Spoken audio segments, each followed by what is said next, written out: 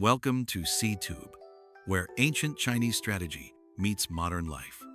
Through timeless tales of power, wisdom, and intrigue, we decode the art of decision-making, self-awareness, and navigating the complexities of career and life. Let history be your greatest teacher.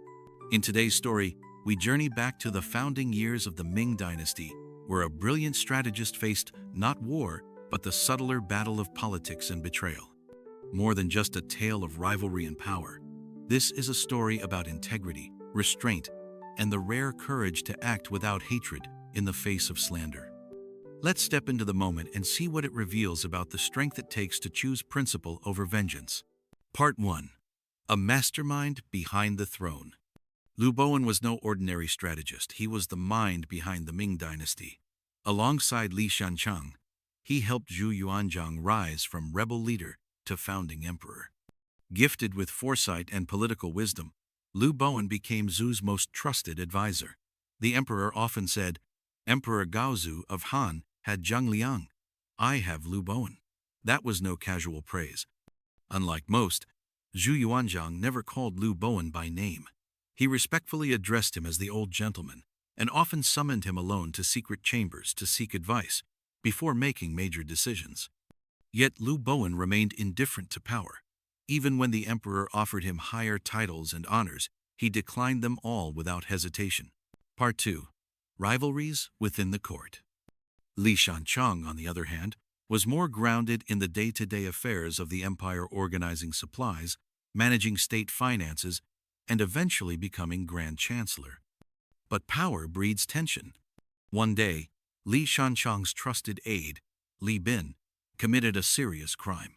Liu Bowen, acting strictly according to the law, sentenced him to death. Li Shanchang pleaded for mercy, but Liu Bowen refused.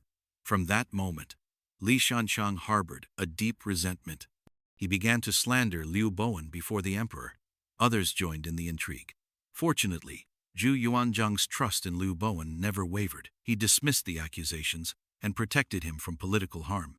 Later, when Li Shanchang made a mistake that greatly angered the emperor, Zhu Yuanzhang flew into a rage. "This is outrageous. I'll strip him of his titles and send him back home," he roared.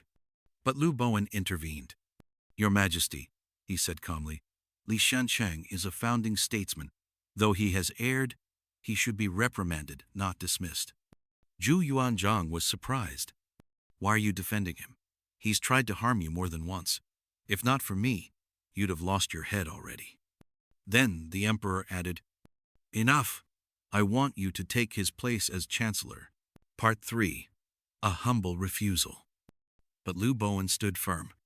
"I speak out of fairness, not personal interest," he replied. Despite his flaws, Li Shanchang is capable. He knows how to coordinate ministers and manage state affairs. If you replace him with me, it would be like tying wooden sticks together to hold up a great hall. It won't work." Still, the emperor persisted. "No one surpasses you. You must accept it." Liu Bowen shook his head. "I hate corruption and can't tolerate trivial tasks. If I were forced into the role, I fear I would only disappoint your Majesty." Zhu Yuanzhang had no comeback. From that day on, his respect for Liu Bowen deepened. Now, let's break it down into the key takeaways you won't want to forget.